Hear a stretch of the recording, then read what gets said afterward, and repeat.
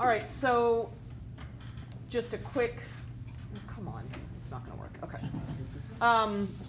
If you misplaced or can't find your paper copy of the review, that's linked right here.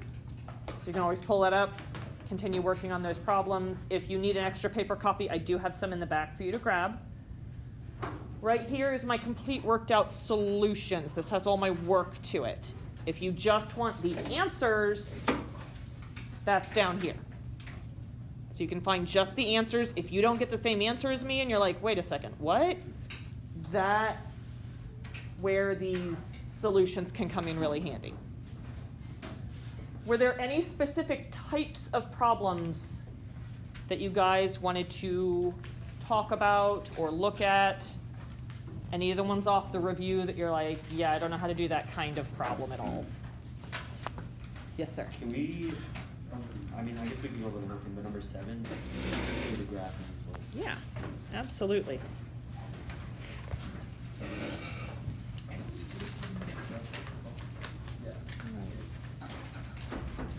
So if it's okay with you guys, I'll go over one that's similar to it.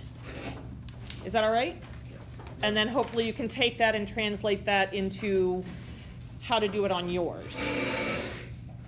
All right, so I'm going to make up a new problem.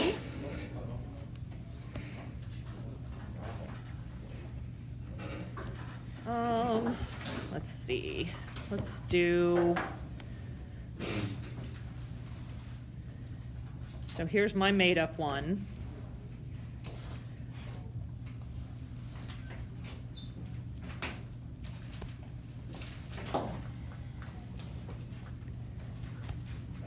All right. So I've made up one that's similar to number 7, but not the same as number 7.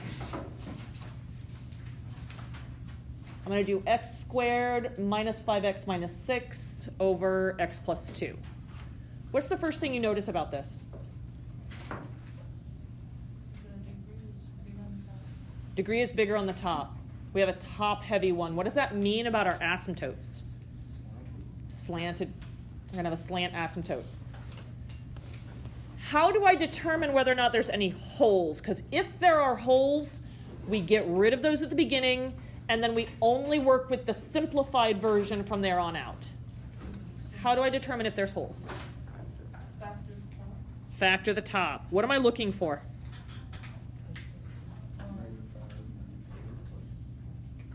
How will I know if there's a hole? If factors cancel, yes. Okay, so on the bottom I have x plus 2. What do I have on the top?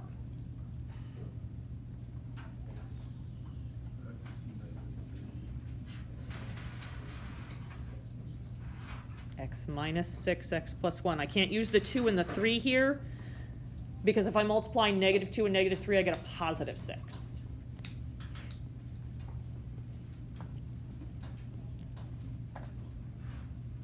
If I multiply negative 6 and 1, I get negative 6. If I add negative 6 and 1, I get a negative 5. Are there any holes? No.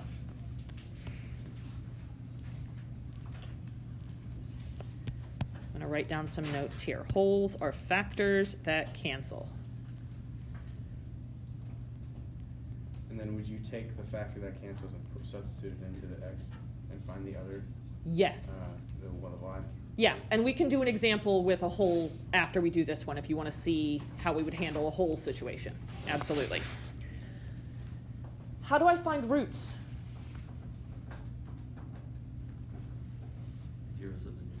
Zeros of the numerator. Roots come from my zeros on my numerator. How many roots do we have? 2.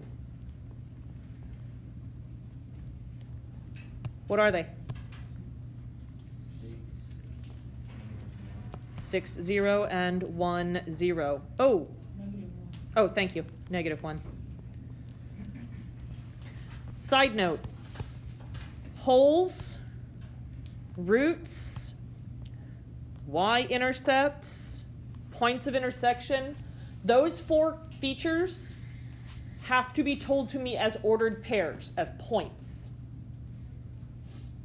The end behavior asymptote, vertical asymptotes, Those are equations of lines, but the other 4 features that I'm asking about need to be ordered pairs. So you're not just going to give me 6 and -1. I need the whole ordered pair. 6, 0, -1, 0. How do I find the y-intercept?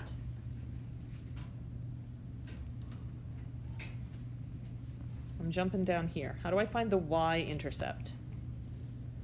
The constants. Constants, because we're going to substitute 0 in the place of x. If I substitute 0 in the place of x, everything except the constants becomes a 0. So what would my y-intercept be? 0, -3. Do we have a vertical asymptote?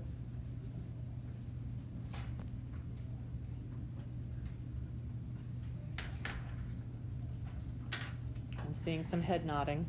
There is a vertical asymptote. How do I find it? Zeros of the denominator. Vertical asymptotes, they go straight up and down. Will our graph ever cross or touch a vertical asymptote? No. These are things that are outside of the domain, things that x can never be. I know that the denominator of fraction can never be 0. My vertical asymptote comes from that. So what is the equation for the line of my vertical asymptote? X equals -2. For my end behavior asymptote, this is where we do longer synthetic division. I take the root of the denominator, so where my vertical asymptote is, and I'm going to divide my numerator by that. So 1, -5, -6. What do I bring down? Bring the 1 down. What do I do after that? Multiply. So -2 times 1, I get -2. And then what do I do? Add. -5 plus -2 gives me -7. And then multiply. So I would get 14. And I add. What's my remainder? How much? 8. So if I were going to write this in its simplified form, I would have f of x equals, what does the 1 represent? X. The -7? -7. What do I do about that remainder?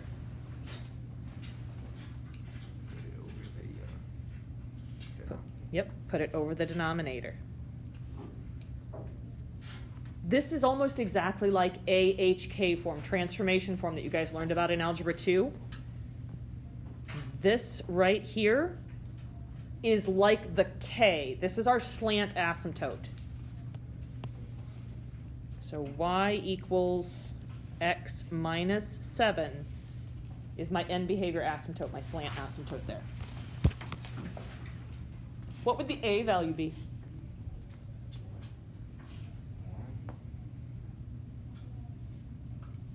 It's that remainder.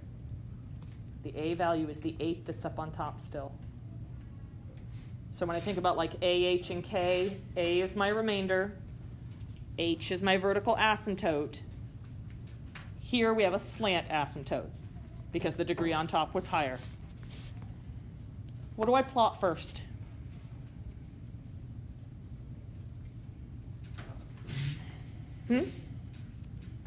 Asymptotes first. X equals 2. Sorry, x equals -2. Let me put that in the wrong spot.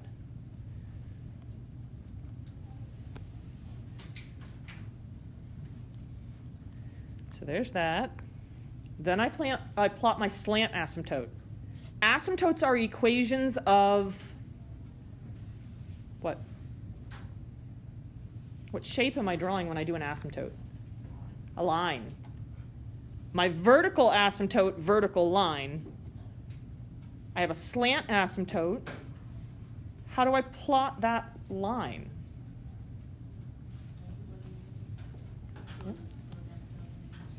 Go down 7. What's my slope?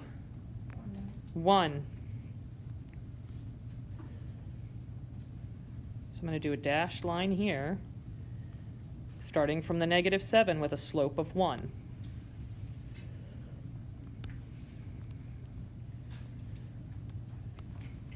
Okay, so I've got my asymptotes on there. What else should I plot? The zeros. I have one at 6, 0. I have another one at -1, 0. What else can I get up here?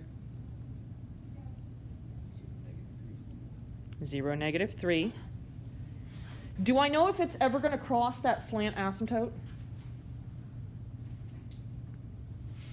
Have we calculated that yet? No.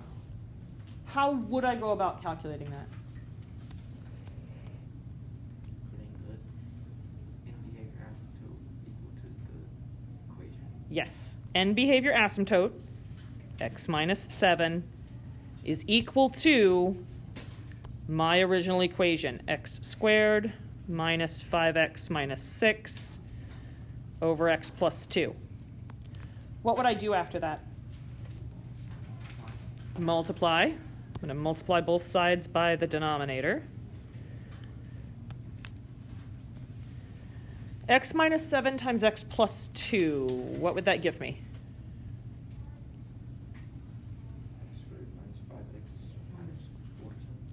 X squared minus 5x minus 14 equals x squared minus 5x minus 6.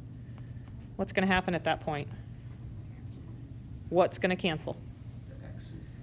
X's are going to cancel. Everything with an x cancels there. Which leaves me with? -14 equals -6. Is that true? So will this ever cross my slant asymptote? No. So now I'm comfortable actually graphing it, because I know it's not going to cross it. In this region, I know it's going to hit those 3 points, and it's going to approach my asymptotes when I move away from those points. So something like this. Can the function be here? No. If I had part of the function here, look at that. We'd have an x value here and an x value here. Can I have the same x value with 2 different outputs? No, that means it's not a function. So I use that vertical asymptote as the dividing line. I know I'm only going to have it graphed in one spot to the left of it and one spot to the right of it. It can't be above and below. Does that make sense? So I've got this part of the graph. Over here somewhere, I have a graph as well. I have the other part of the graph. How do I know whether it's above or below this slant asymptote?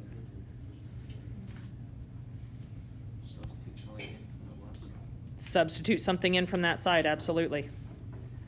Let me scoot this over a little bit here.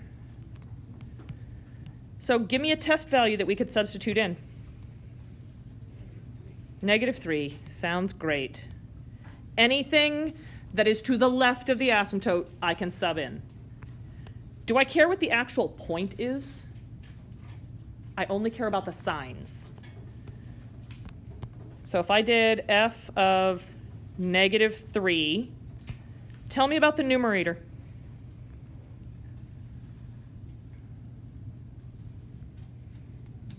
What would happen in the numerator if I put -3 in? It's going to be negative times a negative, right? Because I'd have -3 minus 6 and -3 plus 1. If I do a negative times a negative, that'll give me a positive. What's going to happen down in the denominator? Negative. If I take a positive number and I divide it by a negative number, what happens? Get a negative. What does that mean? Yes, it's going to be below my slant.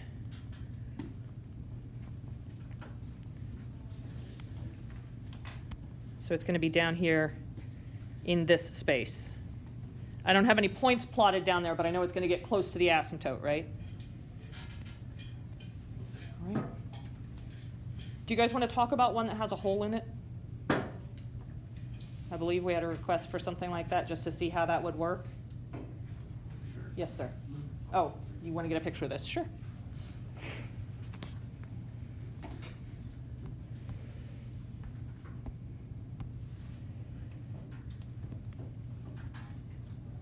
Eli, did that help? That did, yeah. Good. All right, we'll look at one that has a hole. On your review, number 6 has a hole. I'm going to make up another one that would also have a hole. So the one that I'm making up, going to be super creative here. X squared plus 5x plus 6 over x squared minus 9.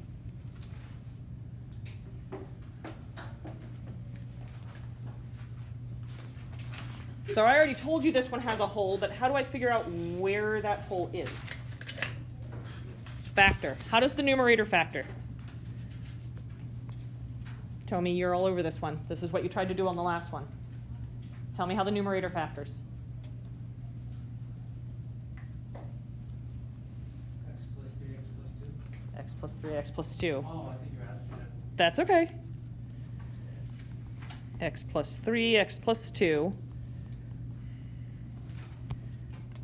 How does my denominator factor? Yep, x plus 3, x minus 3, or whatever order you write that down in, as long as you get both of them. So what's going to cancel?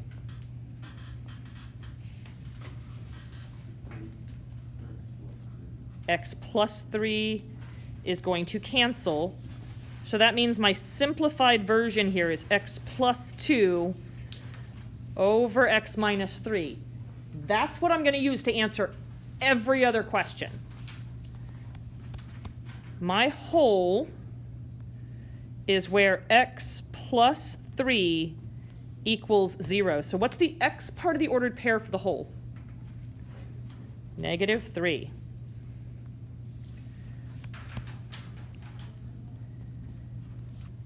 I need to find the y part of the ordered pair. This is what the function would evaluate to if there wasn't a hole there. So I'm going to use the simplified version.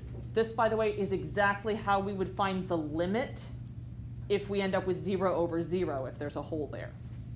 The exact same process to find this ordered pair for the hole, to find the y part, that's how I find the limit. I'm going to use this simplified version right here. And I'm going to put that x value into it. And I'm going to see what I get back. So for my y, I've got negative 3 plus 2 in my numerator, and negative 3 minus 3 in my denominator. So what do I get when I simplify that?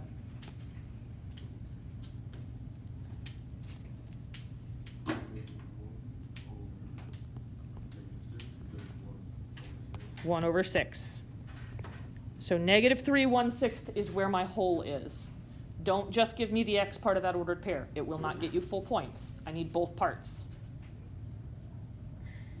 For every other question on here, I'm using only this.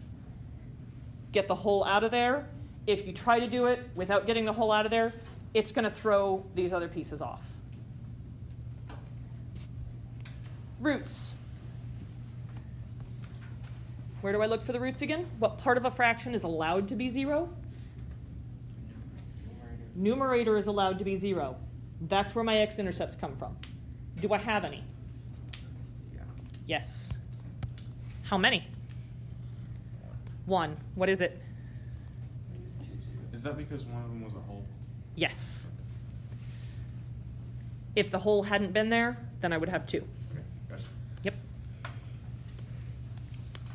Vertical asymptotes. Asymptotes, when I'm talking about vertical asymptotes, these are x values that cannot be. What part of the fraction do I look at for what x cannot be? Denominator. So what would my vertical asymptote be? X equals 3.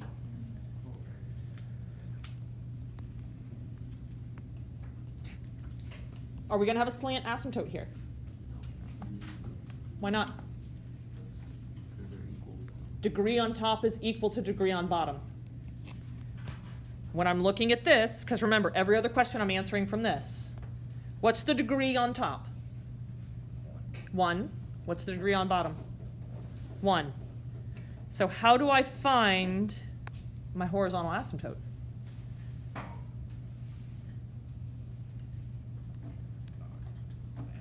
One x over 1x. 1 over 1, yes, or 1x over 1x. So this is y equals 1. When it's top heavy, when the degree on top is higher, that's when we have a slant. When the degree is the same, we're going to have a horizontal asymptote, and it's going to be the ratio of those leading coefficients. What about if the degree on bottom's bigger?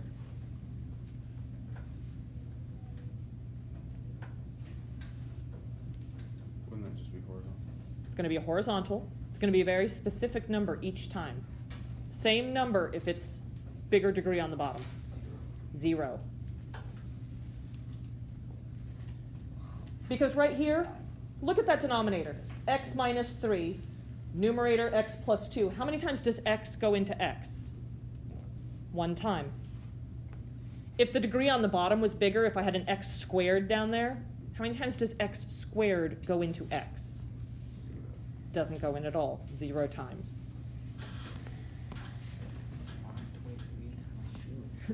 Y-intercept. Where do I look for the y-intercept? Constants. What is my y-intercept? Negative 2/3. So 0, negative 2/3. If you forgot to use the simplified version for that, would it matter? I'm still going to get negative 2/3. Same thing for my horizontal asymptote. I see that I have the same degree. I divide those leading coefficients. I still get the correct horizontal asymptote if I forget to use the simplified version.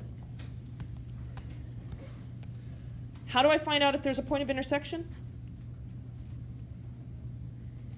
Set it equal to the horizontal.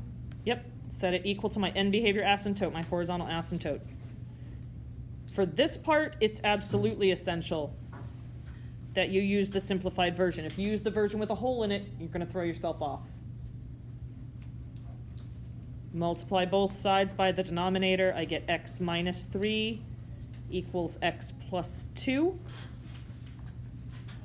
What will happen? X's cancel out. Is there a point of intersection? No.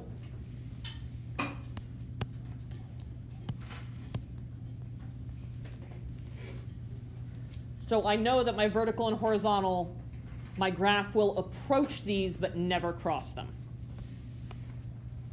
I can get my vertical on here at 3.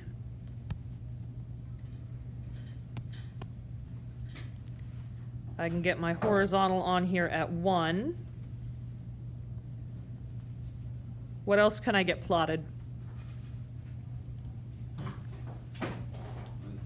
Roots. Negative 2, 0 right here. What else? The whole. Negative 3, 1/6, so like here. Intercepts need to be graphed as points. Holes need to be open circles. These are holes on the graph. And then I've got 0, negative 2/3. So on the left side of that vertical asymptote, I know that I'm below the horizontal, right? That's where all of my points that I've actually plotted are. Oh, come on. And then it needs to approach my asymptotes. How do I figure out whether it's above or below on the other side of the vertical? Substitute. Give me a test point.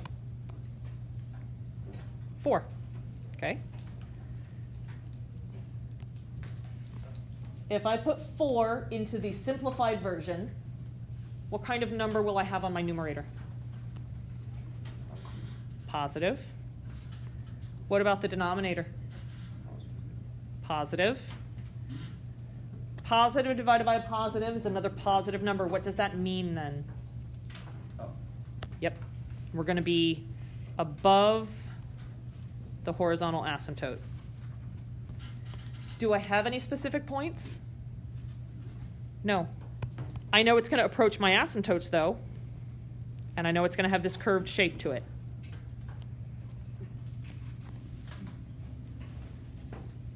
What else would you guys like to talk about or see? I have a question. Yes. Oh yeah, so for the horizontal thing, it's how many times the bottom x goes into the top x? Or, Mm-hmm. Yeah. But does the degree like affect that?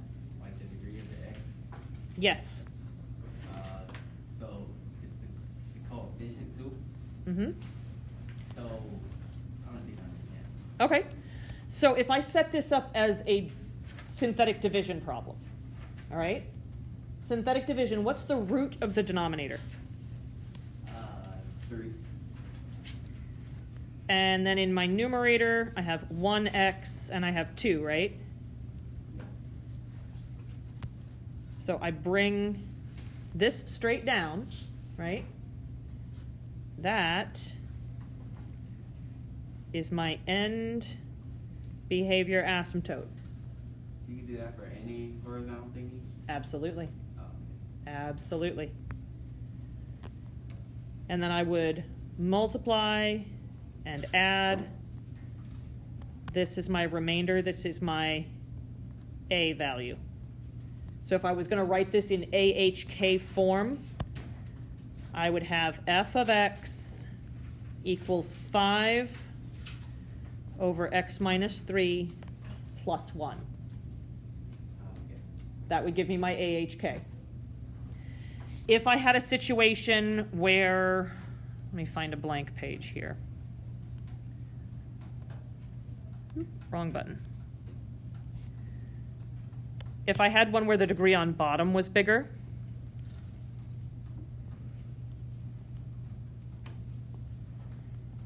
I'm just making something up. If you have x over x squared, will you end up with a whole number? No. No. That's why your horizontal asymptote is 0. It does not go in a whole number of times. Does that make sense? If your degree is the same, you can do synthetic division. Synthetic division is just going to be the ratio of those leading coefficients there. If the degree on top is bigger, you do your synthetic division. That gives you your slant. Oh, okay. I got it now. All right. What else do you guys want to talk about? Yep, right there.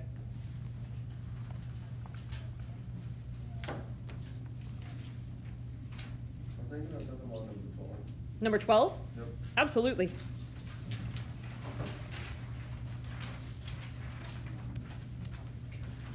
So on a problem like number 12, I'm grading the sketch, but here's what I'm looking for.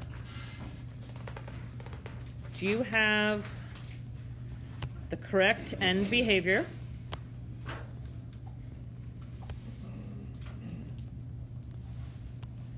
To get the correct end behavior, you need to know your degree and you need to know your leading coefficient.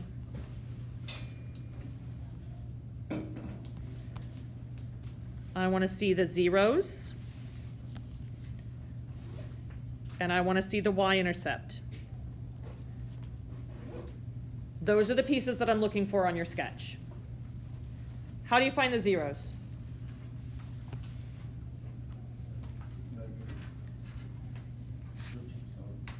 Switch your signs. So tell me the zeros here. 0, -3,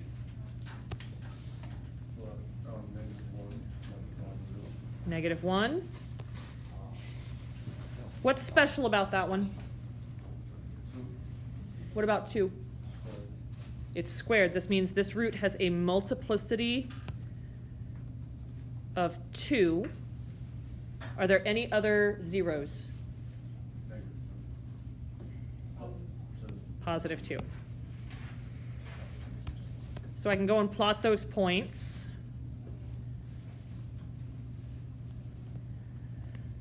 I need my y-intercept. How do I find the y-intercept?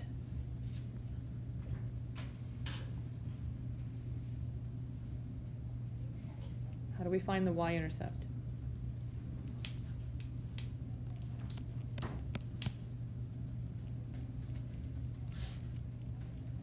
You're going to put 0 in the place of x. Y-intercepts always have 0 where x goes, right? So this would be 0 times -3. Or sorry, 0 times 3 times 1 times -2. It's 0. So the y-intercept is at 0, 0. I already have a point there on this one. Is the y-intercept always going to be at 0, 0? No. Please make sure that, especially if it's not at 0, 0, because you should already have that as a root, if it's somewhere else, I should see your y-intercept. I need to know my degree and my leading coefficient so that I get my end behavior correct. What is the degree of this polynomial? 5. Leading coefficient? 1. I only care about whether it's positive or negative. What does the leading coefficient tell me about? When you say which way it starts, what do you mean? What side am I looking at? Left and the right. Leading coefficient tells me about which side, because it doesn't tell me about both. The right side. Leading coefficient tells you about the right side. So if it's positive, the right side is going up.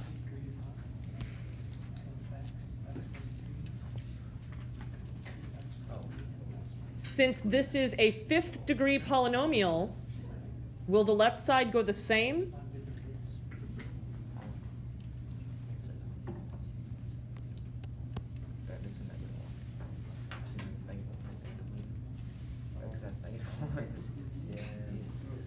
Yes, sir.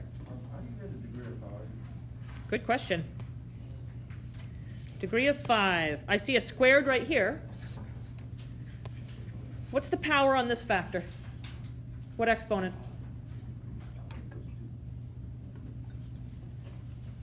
If you don't see an exponent, it's automatically a 1. What about for this one here?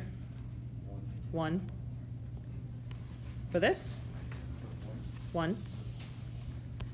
So I do 1 plus 1 plus 2 plus 1, and I get 5.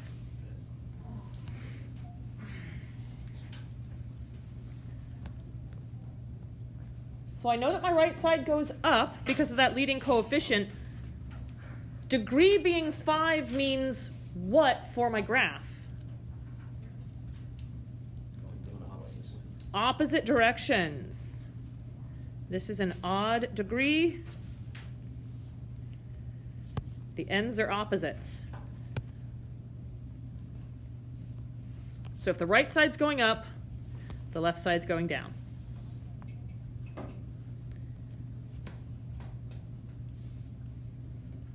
The first 2 factors here are linear factors. They're degree 1. So that means if I were to able to do a zoom in on this, if I could see no part of the graph except right there at the 0, it's going to go through it like a line. So it goes through here like a line. Which one of these had a multiplicity of 2? -1. If something is a degree 2 polynomial, what shape is it? A U, a parabola. That means if I could zoom in and all I could see about this graph was like right there at that root, it's going to look like a parabola, not a bounce. Please do not do that. It does not look like a basketball bounce off the floor. It looks like a parabola. Give it a curve to it. Are you counting it off if it doesn't look curvy? If it looks like I could take a straight edge and make a letter V out of it, I'm probably going to put a very sad face on your test. It might even have tears. The point off? Depends on how many points the question's worth. If it's a 4-point question, I'm not taking off a full point for that. But it will have even more tears on the sad face. Please make sure, and I know it's kind of hard because this is all bunched together, but it should not do that. No type of function that we have studied makes a hard, like, basketball bounce off of anything. Are there functions like that? You could do it with piecewise. I don't know of any like naturally occurring polynomials that would do that, but with a piecewise function you could. Do you guys have any other questions about this? On a question like this, I'm grading the graph, but if you don't have this information somewhere for you to reference it so that you don't get it graphed correctly, it would be points off if the graph is not correct. What else do you guys want to talk about, look at? Number one, okay.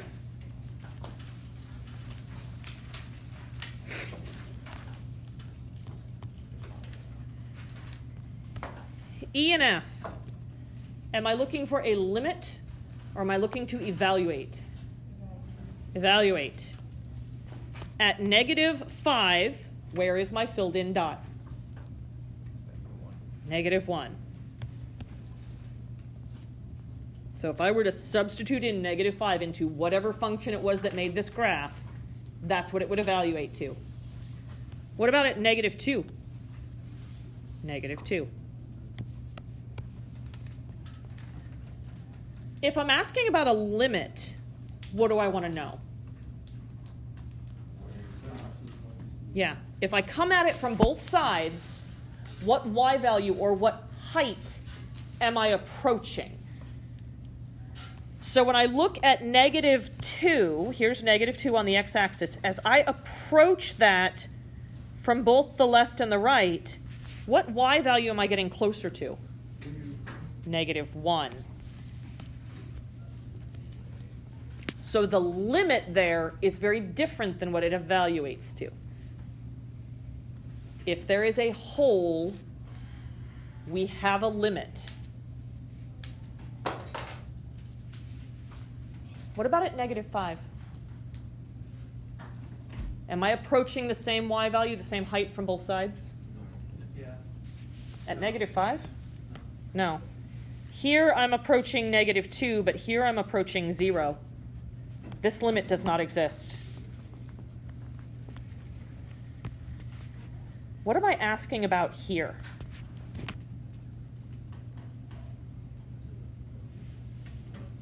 X approaches -infinity. What do I mean?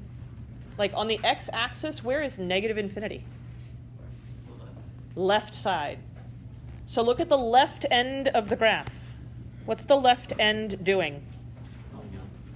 Going up forever and ever and ever, right? So what would the limit be there? Infinity.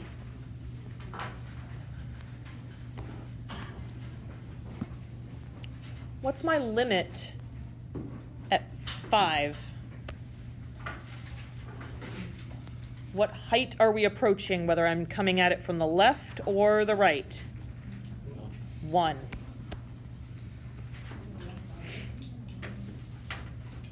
There are 3 types of discontinuities. What are those 3 types of discontinuities? Jump, infinite, and removable. 2 of these don't have limits, and 1 of them does. Which ones of my discontinuities do not have limits? Infinite and jump. Because if I approach them from both sides, I'm not approaching the same height. Which one does have a limit? Removable. A whole or a removable discontinuity does have a limit. And you can find it on a graph. We're looking at what I'm approaching from both sides. So if that whole wasn't there, what would it evaluate to? With an equation, how do you know if there's a whole? 0 over 0. How do you find the limit if you get 0 over 0? Substitute and solve. Get the whole out. Factor it and cancel the whole out. And then substitute in again. Number 8, part B is like that. Number 8, part B. Oh.